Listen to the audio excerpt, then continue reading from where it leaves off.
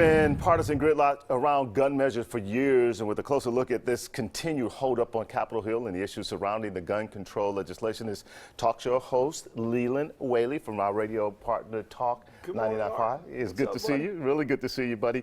You know, in your past life outside of news, you've run some major political campaigns, and you know some of the players in Washington.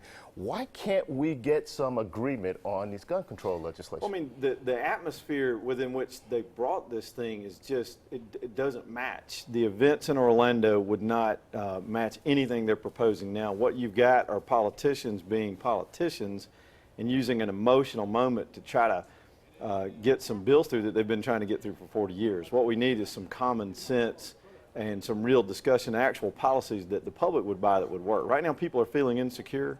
We've got an administration that tried to almost whitewash the 9/11 calls yesterday.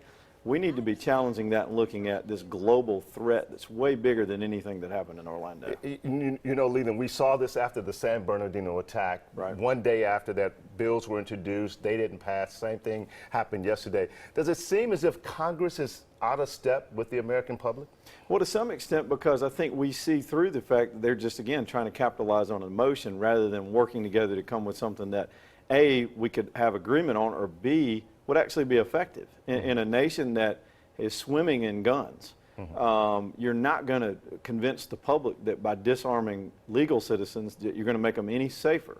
Right. And so we got to get past that point. People are feeling a little insecure right now with that stuff. So all the measures yesterday, for the most part, they were along party lines. That's how they voted. Clearly, both sides know that something needs to be done. So what happens now? Are there negotiations? Do we look for a better bill that we can actually get through with? Are you optimistic?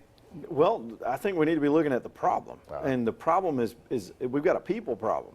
It's either terrorism or we've got some mental illness issues. There's a more complex solution.